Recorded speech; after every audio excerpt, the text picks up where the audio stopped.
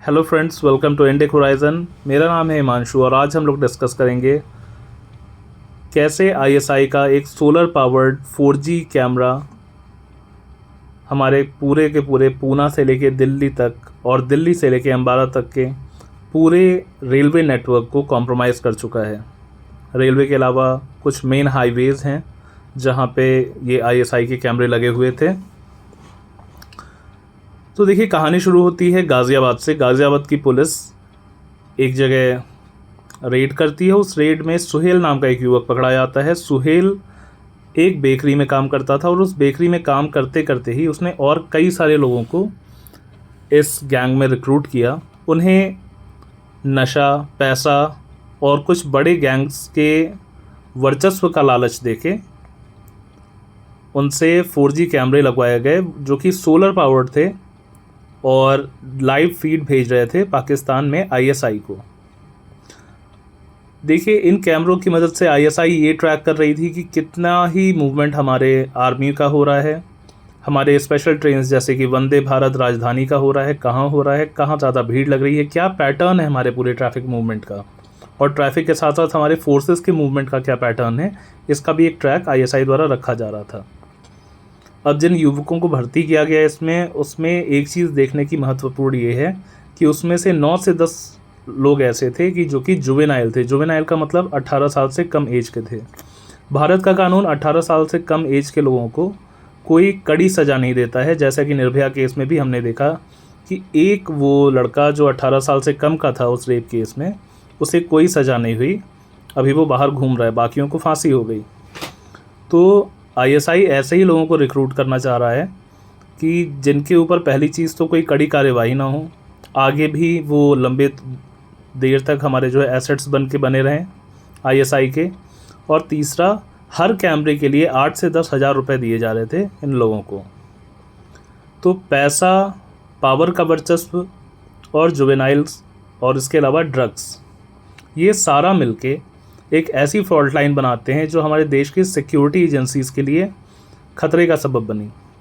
क्योंकि पहली बात ये आती है कि अगर इस तरह की रेकी की जा रही है तो ऑब्वियसली इसका कोई यूज़ भी किया जाएगा। इंक्वायरी में और आगे जांच में ये पता चला कि इनका एम था कुछ रेलवे ट्रैक्स को उड़ाना। उसके अलावा आईएसआई बेसिकली अभी रेकी कर रही थी। किसी भी बड़े हमले के पहले रेकी की जाती है। रेकी में देखा जाता है कि कौन सी जगह सबसे इम्पॉर्टेंट है अटैक करने के लिए और कौन सी जगह पे अटैक करना, किस टाइम पे अटैक करना, ये सारे जो कैलकुलेशंस हैं ये रेकी के थ्रू ही हमें पता चलती हैं।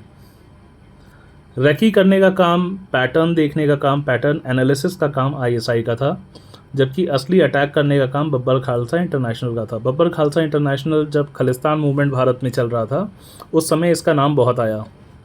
काफ़ी टाइम तक ये जो संगठन है ये डॉर्मेंट था, मतलब इसकी कोई ख़ास एक्टिविटी नहीं हो रही थी। लेकिन इधर कुछ टाइम पहले बरेली में एक एनकाउंटर हुआ, बरेली पीलीभीत के आसपास, जहाँ पे 2 बब्बर खालसा के आतंकियों को एसटीएफ यूपी ने मारा था। तो अगर सारी चीज़ें देखें, कल की न्यूज़ अगर हम देखें ईस्टर्न फ्रंट की और आज वाली न्यूज़ जो हम देखें, जो आज हमने डिस्कस की है, इससे हमारे रेलवे नेटवर्क्स को कॉम्प्रोमाइज़ करने की कोशिश की जा रही थी। अभी एक अपडेट ये है कि आज एक आदमी का डेथ हो गया क्योंकि वो रेलवे ट्रैक पे कोई बॉम्ब प्लांट कर रहा था उस दौरान। तो देखने वाली बात यह है कि अगर कोई रेलवे ट्रैक हमारा इस तरह से कॉम्प्रोमाइज़ हो जाए तो कितने लोगों की जान जाएगी वो आप सोच सकते हैं। क्योंकि ट्रेन्स हमारी जो है 100 से लेके 130 की स्पीड पे चलती हैं, और अगर ट्रेन्स डीरेल हो गई तो मैसिव तौर पे जान माल का नुकसान होगा हमारे देश में। तो देखने की बात अब ये है कि कोई भी अगर आपको एक ऐसा कैमरा अपने दुकान या मकान के पास दिखता है जो कि अचानक कहीं से आ गया, उसमें से कोई तार नहीं जा रहे हैं, तार जा भी रहे हैं तो वो पुलिस का या आपकी सिक्योरिटी एजेंसी का लगाया हुआ कैमरा नहीं है, तो प्लीज़ उस कैमरे को रिपोर्ट करें। उसके अलावा जितने भी कैमरे लगाए गए थे वो सारे 4G पावर्ड थे। उनमें एक 4G सिम पड़ा हुआ था और वो साले सोलर पैनल के थ्रू एनर्जी पा रहे थे, तो किसी से उन्हें कोई कनेक्शन लेने की ज़रूरत नहीं है और वो 24 घंटे हमेशा चलेंगे, चाहे दिन हो या रात। दिन भर वो चार्ज होता है। चार्जिंग के अलावा खुद की पावर वो सोलर पैनल से ड्रॉ करता है और सोलर पैनल से वो चार्ज भी होता रहता है, जिससे वो रात को चले। तो पहली चीज़ तो कोई भी ऐसा कैमरा दिखे उसकी रिपोर्टिंग करनी है। दूसरी चीज़, जो भी आपके बच्चे हैं जो 14 से लेके 19 साल 20 साल तक के हैं, उनको थोड़ा सा आपको नज़र रखनी पड़ेगी, क्योंकि यही सबसे वल्नरेबल टाइम होता है। और जिस तरह से क्रेज़ बढ़ रहा है रील्स का, थोड़े से वर्चस्व को दिखाने का, पावर को दिखाने का, तो ऐसी टाइम में जो ये बच्चे होते हैं इनको सबसे ज़रूरी होता है कि इनको अपने परिवार से मदद मिले। सबसे पहले ये परिवार में अपनी बातें बता पाएँ, अपनी ज़रूरतें बता पाएँ, ताकि ये किसी गलत रास्ते पे ना जाएं। मज़े की बात यह है कि ज़्यादातर बच्चे जो पकड़ाए, उन्हें लगता था ये काम वो किसी गैंग के लिए कर रहे हैं, ना कि ISI के लिए। वो काम करने के बदले में इन्हें 4 से 5 हज़ार रुपये मिलते थे, जो कि एक 14 से लेके 20 साल तक के आदमी के लिए काफ़ी हैं। महीने की पॉकेट मनी से भी ऊपर है वो। तो प्लीज़ फ्रेंड्स, थोड़ा सा अपना ध्यान रखिए। और जैसा कि अजीत डोभाल की रिसेंट स्पीच में बोला गया है कि नेशनल सिक्योरिटी सिर्फ सिक्योरिटी एजेंसीज़ का नहीं, हर एक सिटीज़न का काम है।